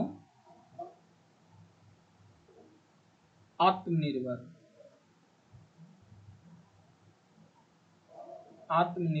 बनाना था। ठीक है, ये 1999 में आया था। ये पता है ग्रामीण, ये किस मंत्रालय के तहत था? ग्रामीण विकास मंत्रालय के तहत आया था। ठीक है, ये आया था। ठीक है, यहाँ तक क्लियर होना चाहिए। समझ रहे हो ना? तो देखो अभी तक हम लोगों ने क्या क्या पढ़ लिया, देखो एक बार रिवीजन करते हैं, क्योंकि ये बहुत इंपॉर्टेंट है, जो आपको पूछा जाएगा। समझ रहे हो ना? हाँ, समझ में आना चाहिए, क्योंकि आपसे पूछा जाएगा ये पूरा डिटेल, एक एक रोजगार के बारे में आपको डिटेल पता होना चाहिए। ठीक है,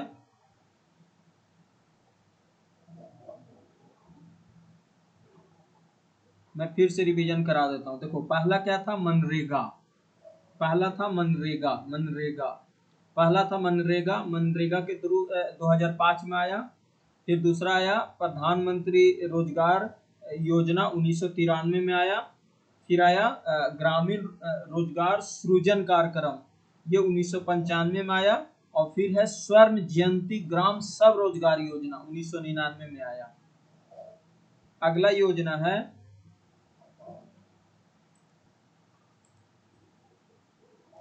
देखो योजना तो बहुत सारे हैं, लेकिन ये एनसीईआरटी में है, तो एनसीईआरटी में है ना, तो ये क्वेश्चन पूछा जाता है। जैसे 2023 का एग्जाम में पूछा था अंत्योदय योजना कब आया था।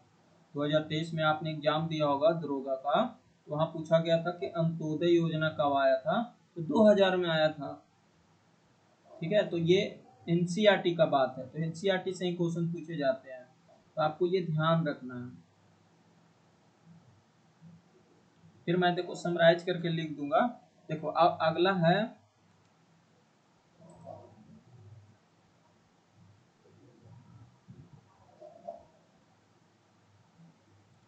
देखो अगला है प्रधानमंत्री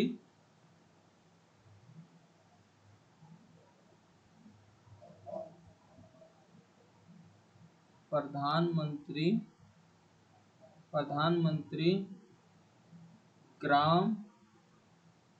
ग्राम मोदय योजना।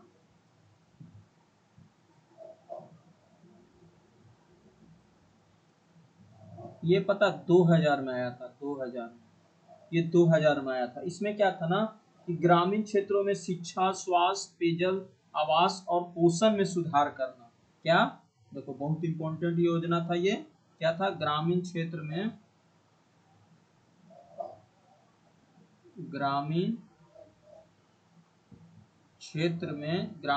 में क्या करना? शिक्षा पे काम करना, स्वास्थ्य पे काम करना, पेयजल पे काम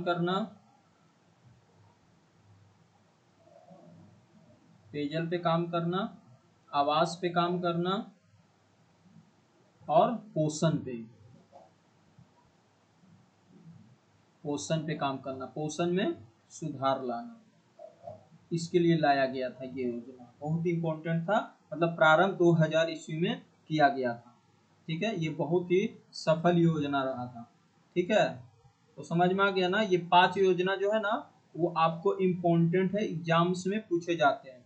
तो मैं एक बार फिर से शॉर्ट में लिख देता हूँ, जो आपको हर योजना को अच्छे से याद रखना है, क्योंकि ये योजना हमारे एग्जाम के लिए इम्पोर्टेंट। जैसे ये योजना पूछा गया था 2023 के दरोगा के एग्जाम में कि अंत्योदय योजना कब आया था, तो सीधा 2000 में आया था। ये क्वेश्चन क्यों पूछा गया था? क्योंकि ये एनसीईआरटी से था। तो एनसीईआरटी का एक एक लाइन हम लोग को अच्छे से पढ़ लेना है, ठीक है। तो देखो मैं एक एक योजना को आपको फिर से शॉर्ट में मैं लिख देता हूँ, जो आपको हर हाल में पढ़ लेना है। पहला पहला क्या था? पहला था महात्मा महात्मा गांधी राष्ट्रीय ग्रामीण ग्रामीण योजना योजना। ये कब आया था? ये आया था 2005 में, ठीक है। आप जानते हो कि इसमें 100 दिन का काम मिलेगा, डिटेल में मैंने ऑलरेडी बता चुका हूँ। फिर आया था प्रधानमंत्री प्रधानमंत्री प्रधानमंत्री रोजगार योजना रोजगार योजना। ये आया था 1993 में, ये ध्यान रखना। तीसरा था ग्रामीण ग्रामीण रोजगार रोजगार सृजन कार्यक्रम। ये आया था 1995 में, ठीक है। और चौथा था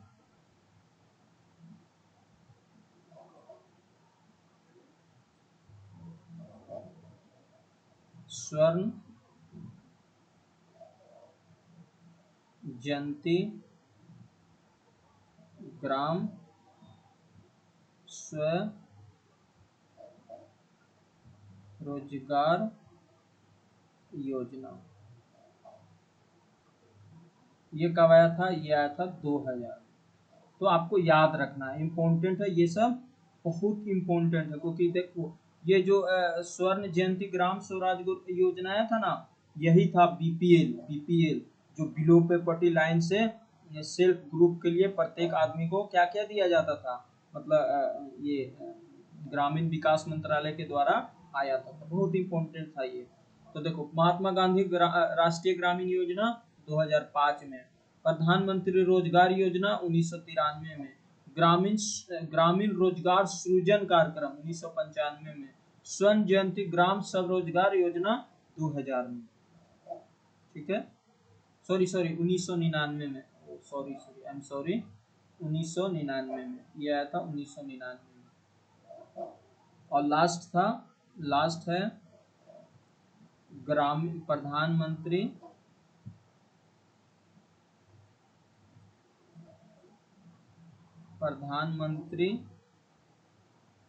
ग्राम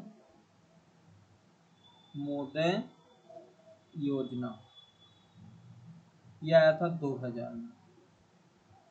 तो देखो फिर से हम लोग याद कर लेते हैं। महात्मा गांधी राष्ट्रीय ग्रामीण योजना 2005 में, प्रधानमंत्री रोजगार योजना 1993 में, ग्रामीण रोजगार सृजन कार्यक्रम 1995 में, स्वर्ण जयंती ग्राम स्वराज योजना 1999 में, प्रधानमंत्री ग्रामोदय योजना 2000 में। तो सारे इंपॉर्टेंट है, एनसीईआरटी में दिया गया, आपको पढ़ लेना। प्रधानमंत्री ग्रामीण राष्ट्रीय ग्रामीण योजना 2005 में, प्रधानमंत्री रोजगार योजना 1993 में, ग्रामीण रोजगार सृजन कार्यक्रम 1995 में, स्वर्ण जयंती ग्राम स्वराज योजना 1999 में, और प्रधानमंत्री ग्राम योजना 2000 में। तो ये इम्पोर्टेंट है, ठीक है। यहाँ तक क्लियर हो जाना चाहिए, ठीक है। यहाँ तक क्लियर है। तो देखो हम लोगों ने 4 चैप्टर को अच्छे से कंप्लीट कर लिया है, समझ रहे भाई आप लोग। लास्ट चैप्टर हम लोग पढ़ते हैं। लास्ट चैप्टर है, इसको मैं हटाता हूँ।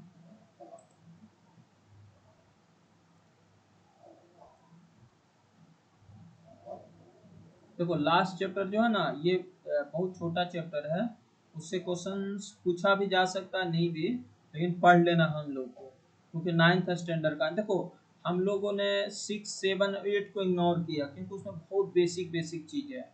तो हम लोग को सादा उसमें बेसिक चीज नहीं पढ़ना, वो तो ऑलरेडी हम लोगों ने जानते हैं, तो उतना डीप में हम लोग को नहीं पढ़ना। देखो लास्ट चैप्टर है ना, उसमें हम लोग को पढ़ना है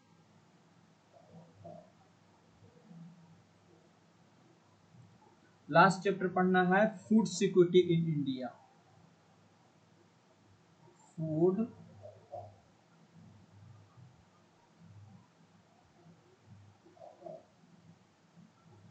सिक्योरिटी इन इंडिया, ये पढ़ना है। फूड सिक्योरिटी इन इंडिया मतलब खाद्य सुरक्षा, खाद्य सुरक्षा। देखो इसमें क्या पढ़ना है हम लोग को, देखो फूड सिक्योरिटी क्या होती है। देखो फूड सिक्योरिटी, देखो ये बिहार दरोगा में पूछा गया था, बिहार दरोगा में नहीं, एक एग्जाम हुआ था उसमें पूछा गया था। फूड सिक्योरिटी का मतलब क्या होता है, फूड सिक्योरिटी का मतलब होता है, फूड सिक्योरिटी, ये शायद मद्य निषेध या इसमें पूछा गया था ये क्वेश्चन। फूड सिक्योरिटी का मतलब होती है कि अवेलेबिलिटी होना चाहिए,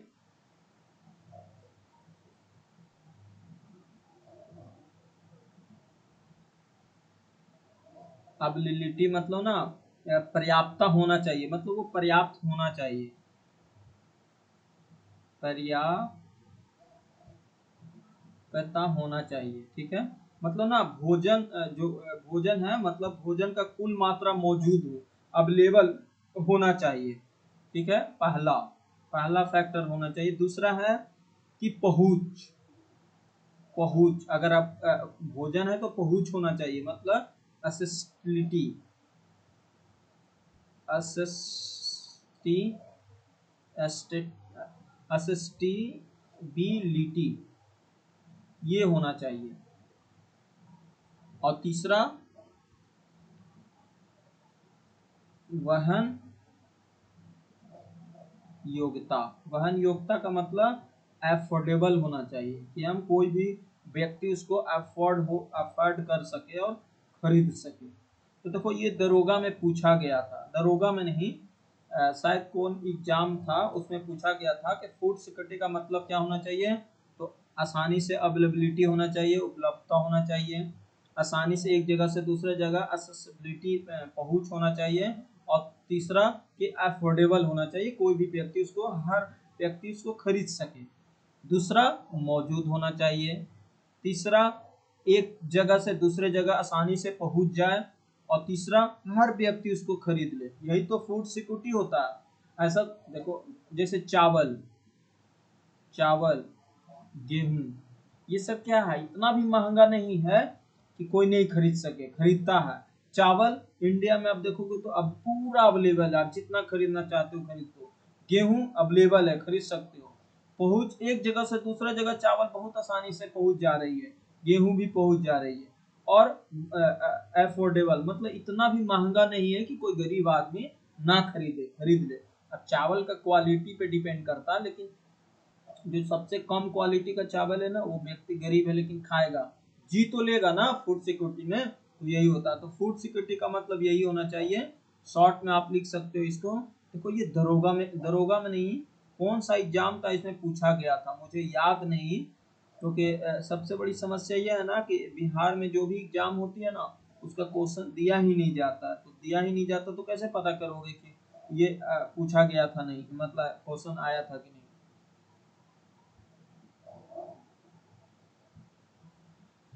अवेबिलिटी होना चाहिए प्लस असेसिबिलिटी होना चाहिए, और तीसरा अफोर्डेबल होना चाहिए, ये पूछा गया था। अगर आपके पास होगा क्वेश्चन तो आप कमेंट बॉक्स में बताना, ठीक है। तो ये इम्पोर्टेंट है, फूड सिक्योरिटी का मतलब यही होता है कि आसानी से उपलब्ध हो, एक जगह से दूसरा जगह पहुंचे और हर व्यक्ति उसको खरीद सके। ठीक है, ये होनी चाहिए। देखो अब यहाँ तक समझ में आ गया हम लोगों को, यहाँ तक समझ में आ गया ना भाई। तो अब देखो हमारे देश में क्या है, हमारे देश में 104, देखो सबसे बड़ी बात है ना कि हमारा देश 140 करोड़ आबादी का है, लेकिन यहाँ फूड सिक्योरिटी का इतना समस्या नहीं है। क्यों? क्योंकि हमारा देश एक कृषि प्रधान देश है, तो इतना समस्या, गंभीर समस्या नहीं है। हाँ, क्वालिटी में इधर उधर हो सकता है, लेकिन ऐसा नहीं कि गरीब मतलब इतना भी नहीं है, समझ सकते हो ना। अगर आप देखोगे ना तो मतलब ना इतना भी टेंशन नहीं है, लोग खाना अवेलेबल हो जाती है। अब जो कुछ कमाता ही नहीं है तो कहाँ से बैठल खाएगा, तो कहाँ से होगा। ठीक है, समझ रहे हो ना यहाँ तक।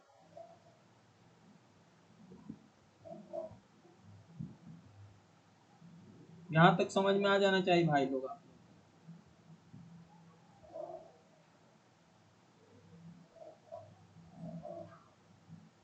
समझ में आया? यहाँ तक आगे चलते हैं।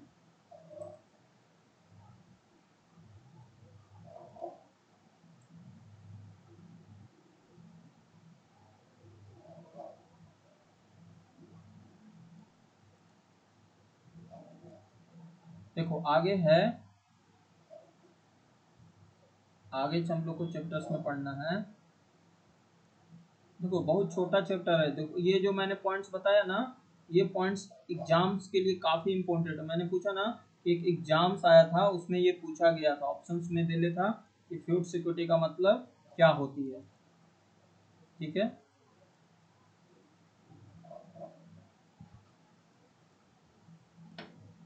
समझ में आ रहा है आपको?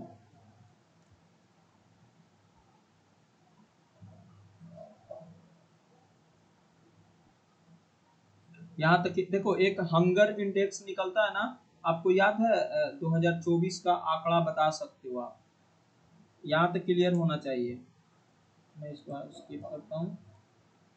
तो वो एक दूसरे से रिलेट करके भी चलना है हम लोग को, क्योंकि करंट करंट भी तो पढ़ना है ना। दरोगा में सबसे ज्यादा इंपॉर्टेंट करंट है, 30 से 35 क्वेश्चन पूछा जाएगा, तो हम करंट भी करेंगे पूरा। एक एक 10 से 12 घंटा का हम लोग करंट अफेयर करेंगे। यहाँ तक क्लियर है ना? फूड सिक्योरिटी में क्या होना चाहिए, सबसे पहले वो आसानी से अवेलेबल होना चाहिए, एक जगह से दूसरी जगह पहुंच होना चाहिए, और तीसरा जगह अफोर्डेबल होना चाहिए। मतलब ना कि हम एक कोई भी व्यक्ति खरीद सके आसानी से। ठीक है, ठीक है, यहाँ तक क्लियर होना चाहिए। अभी आप, अगर मैं आंकड़ा की बात करता हूँ, GHI ग्लोबल ग्लोबल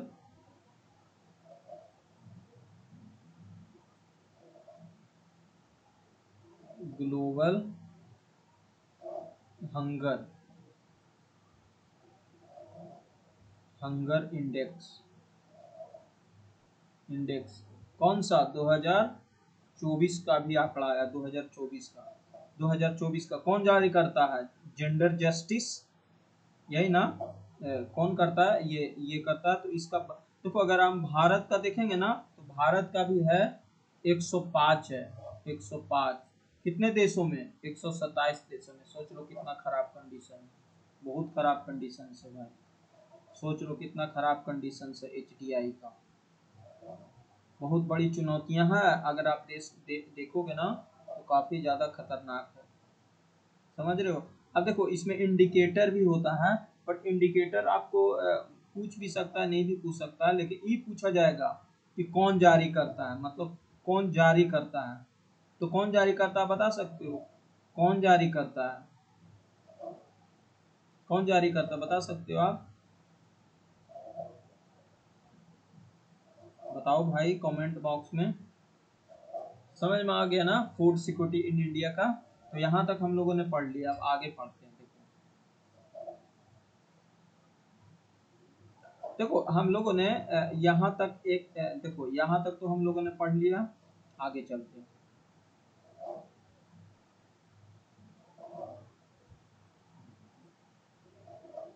पहला तो हो गया फूड सिक्योरिटी का। दूसरा देखो, दूसरा है 3 आयाम होना चाहिए, जो मैंने बता दिया। कि आसानी से उपलब्ध होना चाहिए, एक जगह से दूसरे जगह पहुंच होना चाहिए और हर व्यक्ति उसको खरीद सकता हो। ठीक है, आपको मैंने प्रीवियस चैप्टर्स में बताया था कि हमारे देश में ग्रीन रेवोल्यूशन आया था। ग्रीन रेवोल्यूशन, ग्रीन रेवोल्यूशन कब आया था? ग्रीन रेवोल्यूशन आया था 1960 में, ये याद रखना है। कब आया था? 1960 में। और कौन सा, किसके लिए ज्यादा आया था? फसल जो थे वो ज्यादा गेहूं, गेहूं और धान, धान के लिए आया था। और पता है सबसे ज्यादा अगर देखोगे ना तो पंजाब, हरियाणा और पश्चिमी उत्तर प्रदेश में इसका आया था। क्यों आया? आपको पता ना, उत्पादन में बहुत तेजी से वृद्धि हुआ, भारत में आयात से ज्यादा निर्यात बना, किसानों की इनकम बढ़ गया, बहुत ज्यादा इफेक्टिव पड़ा। समझ रहे हो ना? ये होती है। देखो भारत में, देखो भारत में आप देखोगे ना तो पहला तो ग्रीन रेवोल्यूशन आया, बहुत इंपॉर्टेंट आया। आप देखोगे ना तो भारत सरकार जो है ना एफसीआई, एफसीआई, एफसी क्या है, क्या करती है? Food, food security India. ये क्या करती है ना, बहुत से लोगों से अनाज वगैरह खरीद के स्टोर कर लेती है, स्टोर कर लेती है और स्टोर करके फिर उसको क्या करती है? दूसरों के जगह पे बांट देती है। तो इसको बोला जाता है food corporation, corporation of India.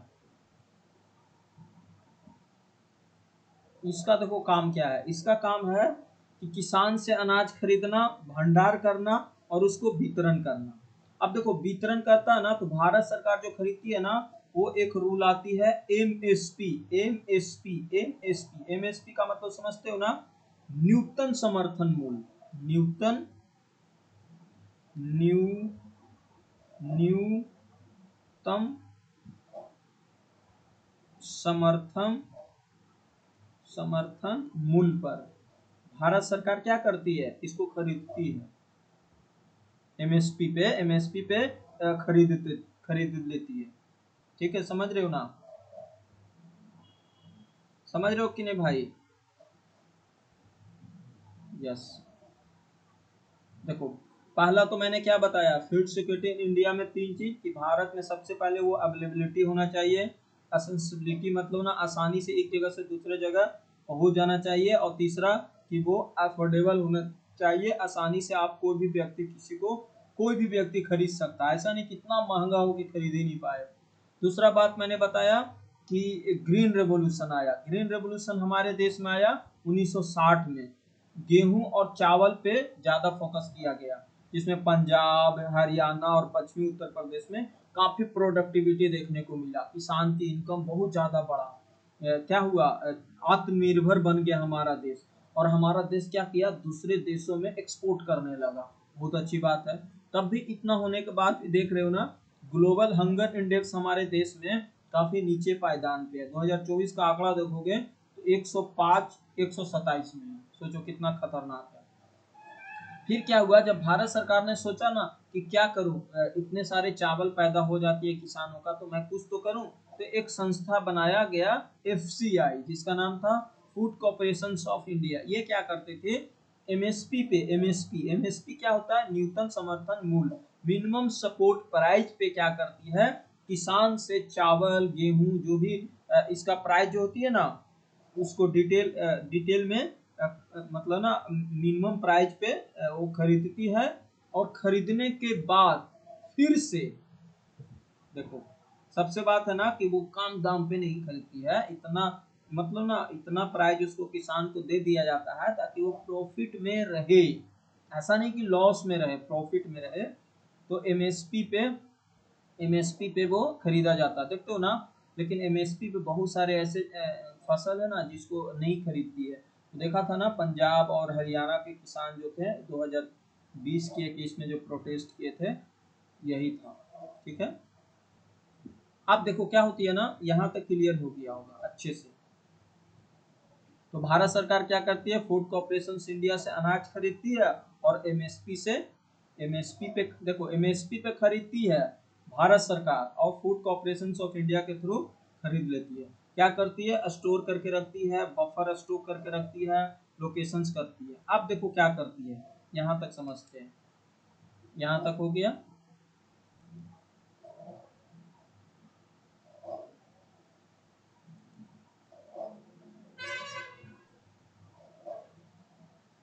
देखो ऐसे करके पढ़ोगे ना तो मजा आएगा, क्योंकि पढ़ना यही सब चीज है, बाबूगिरी नहीं करना है, इधर उधर की बातें हम लोग को पढ़ के एग्जाम देना है, कुछ नहीं मिलने वाला।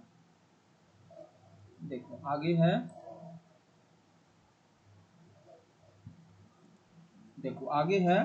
देखो सबसे पहले क्या करती है, FCI food corporation of India चावल खरीदती है किस पे? एमएसपी पे, एमएसपी पे, मिनिमम सपोर्ट प्राइस पे। फिर क्या करती है ना, हर स्टेट में, जितने सारे स्टेट है, 28 स्टेट है, स्टेट स्टेट क्या करती है, वो स्टेट क्या करती है ना, पीडीएस, पीडीएस, पीडीएस मतलब समझते हो ना, भारत सरकार क्या करती है, स्टेट में स्टेट वाइज बांट देती है। पीडीएस, पीडीएस का मतलब होता है ना, अलग अलग केंद्र सरकार और राज्य सरकार मिल के और अलग अलग उसको बांट देती है और लोकेशंस कर देती है फेयर प्राइस शॉप में, अलग अलग, जैसे नहीं देखते हो डीलर बांटती है, ये सब करती है। और जिसमें से दो लोग आ जाते हैं ना, एक एक तो आता है बीपीएल को दिया जाता है, फिर दिया जाता है एपीएल को, एपीएल को। बीपीएल क्या होता है? बिलो प्रॉपर्टी लाइन, और एपीएल क्या होता है? एवो प्रॉपर्टी लाइन। ये पूछ सकता है एग्जाम में, नहीं इतना तो नहीं पूछा जाएगा, बिलो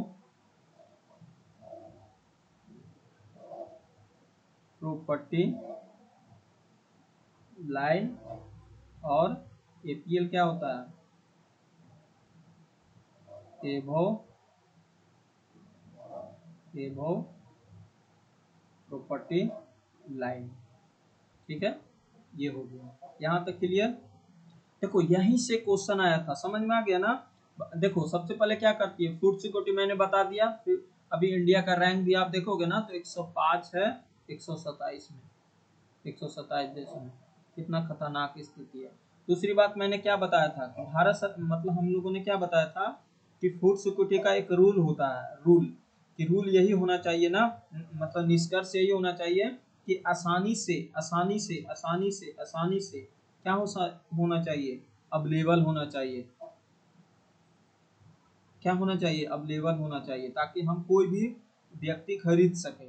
मतलब ना, खाद की उपलब्धता होना चाहिए, अवेलेबिलिटी होना चाहिए, असेसिबिलिटी होना चाहिए, एक जगह से दूसरे जगह पहुंच होना चाहिए, और अफोर्डेबल होना चाहिए, ताकि हम कोई भी व्यक्ति उसको खरीद सके और खाना खा सके। ये मैंने बताया था। फिर मैंने बताया कि ग्रीन रेवोल्यूशन आया, ग्रीन रेवोल्यूशन आया 1960 में। चावल और गेहूं पे ज्यादा फोकस किया गया, ज्यादा से ज्यादा पंजाब, हरियाणा और पश्चिमी उत्तर प्रदेश में। आप देखोगे ना, इससे क्या हुआ ना कि आय बढ़ी, किसान की आय बढ़ी, और इतना बढ़ गया कि भारत सरकार को एक संस्था जारी करना पड़ा, फूड कॉर्पोरेशन ऑफ इंडिया। इसके थ्रू क्या किया, बहुत सारे अनाज को क्या किया, खरीदा गया, किसके थ्रू? एमएसपी पे, मिनिमम सपोर्ट प्राइस। और इसके थ्रू पे क्या किया, 28 स्टेट में केंद्र मिलके और राज्य मिलके एक पीडीएस निकाला गया, पीडीएस। पीडीएस में क्या किया, बीपीएल और एपीएल के थ्रू, बीपीएल मतलब होता है बिलो प्रॉपर्टी लाइन, और एबव प्रॉपर्टी लाइन, इसके थ्रू डिस्ट्रीब्यूशन किया गया। आप देखोगे ना तो जो राशन कार्ड बनाया जाता है, राशन कार्ड बनाया जाता है ना, उसके थ्रू बेचा गया।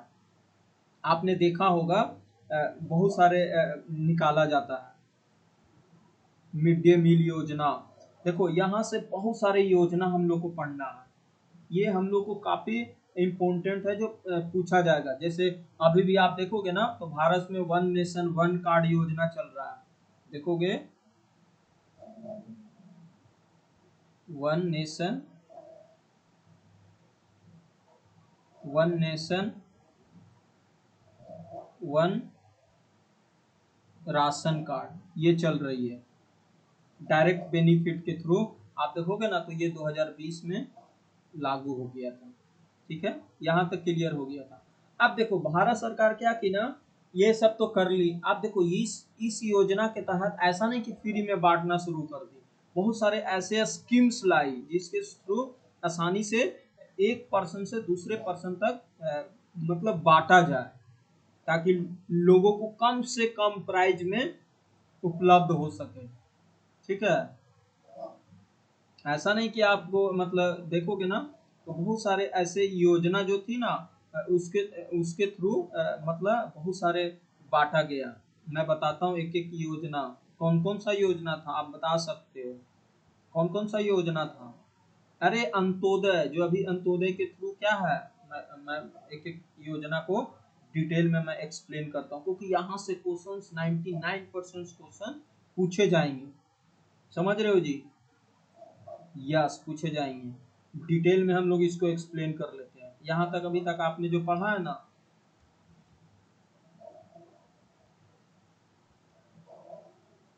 देखो आगे मैं चलता हूँ।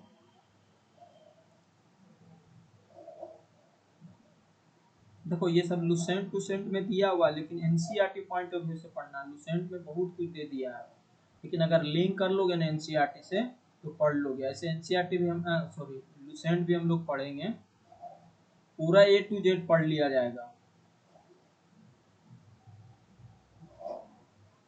दरोगा क्या है, दरोगा तो ऐसे निकल जाएगा। पीटी तो आप ऐसे निकाल लोगे, पीटी में कुछ करना ही क्या है, सिर्फ करंट अफेयर को स्ट्रॉन्ग बनाना। देखो देखो भारत सरकार ने जब बांटना शुरू किया ना अनाज को, तो ऐसे फोकट में नहीं बांटना किया, इसके लिए बहुत सारे स्कीम लाए।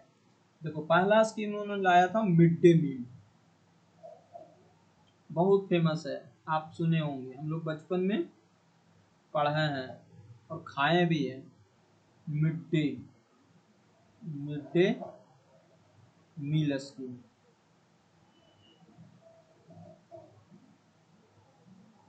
मिड डे मील स्कीम मतलब मिड डे मील स्कीम, पता है ये कब आया था? ये आया था 1995 में, 1995 में लाया गया था। ये इसका उद्देश्य क्या था, सरकारी सहायता जो स्कूल में बच्चे पढ़ते हैं ना, उसको मुफ्त पौष्टिक और गर्म भोजन मिलना।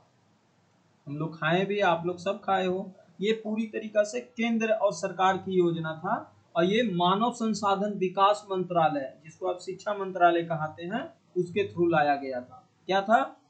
देखो मैं लिखूंगा नहीं, ये तो सब आप जानते ही हो। सरकारी सहायता प्राप्त स्कूल से पढ़ने वाले जो बच्चे थे ना, जिसको मुफ्त पौष्टिक गर्म भोजन प्राप्त करना, वो भी फ्री में, अभी भी ये चल रहा है। किसके थ्रू? ग्रामीण मानव संसाधन विकास मंत्रालय के द्वारा लाया गया था, जो अब शिक्षा मंत्रालय है।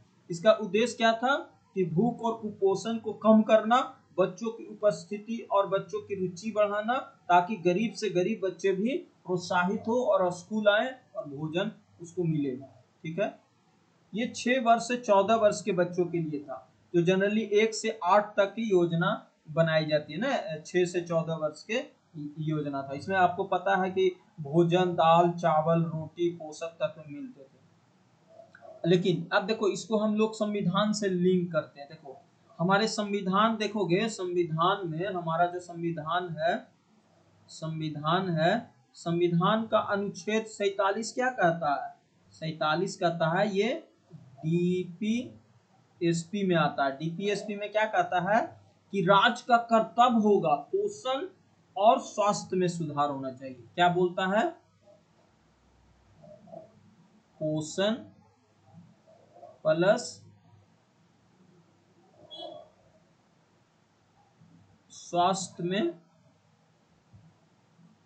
सुधार होना चाहिए, ये बोलता है।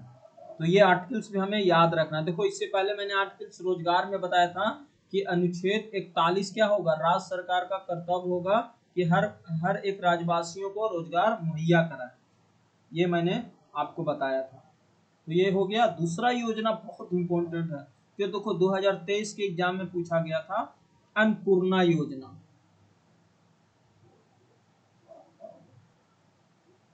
अन्नपूर्णा ये पूछा था, या अन्नपूर्णा योजना, ये आया था 2000 ईस्वी में, 2000 ईस्वी में आया था अन्नपूर्णा योजना। ये पता था ना, 65 वर्ष से अधिक उम्र के जो निर्धन मुक्त भोजन उपलब्ध कराना था। इसका जो जिसका एज 65 वर्ष से ज्यादा हो चुका है, उसको मुफ्त खाना मिलेगा, मुफ्त खाना मुहैया कराना सरकार का काम होगा। ठीक है, मतलब ना ये सामाजिक राष्ट्रीय सामाजिक सहायता कार्यक्रम था। इसमें कोई पेंशन नहीं दिया जाएगा, लेकिन प्रति व्यक्ति 10 किलो गेहूं या चावल मिलेगा मुफ्त में। 10 केजी या तो चावल आप ले लो या गेहूं ले लो, कोई एक लेना होगा, वो भी फ्री में मिलता था। ये था अन्नपूर्णा योजना जो 2000 में लाया गया था। ठीक है, ठीक है, अन्नपूर्णा योजना जिसको मतलब बहुत ये हो गया। लेकिन अब देखो, अब आया इसी इसी का एक अदर नाम, ये अदर नाम हो गया 3, जिसको बोला गया अंत्योदय। यही पूछा गया था, अंत्योदय, अंत्योदय, अंत्योदय योजना, योजना। यह आया था अभी 2000 में। इसमें पता है क्या बोला गया था? इसमें इसमें आप जानते हो अंत्योदय योजना के द्वारा क्या दिया जाता है? 2 रुपये पर केजी और 3 रुपये पर केजी। 2 रुपये पर केजी से गेहूं मिलेगा और 3 रुपये पर केजी से चावल मिलेगा। ये मिलता है हर भारतीयों को, मतलब लाभार्थी जो ग्राम पंचायत डीलर होती है ना, राशन कार्ड के थ्रू बांटती है। समझ रहे हो ना? ये है। तो ये अंत्योदय योजना 2000 में आया था। अन्नपूर्णा योजना भी 2000 में लाया गया था और मिड डे मील 1995 में लाया गया। ये आपको याद रखना है। ठीक है, यहाँ तक समझ में आ गया? तो अच्छे से समझ में आ गया तो देखो, ये सब आपको पढ़ लेना है। तो मिड डे मील 1995 में, अन्नपूर्णा योजना 2000 में, अंत्योदय अन्ना योजना जो था वो 2000 में आया था। ठीक है, तो ये था भाई पूरा चैप्टर जो हम लोगों ने पढ़ लिया।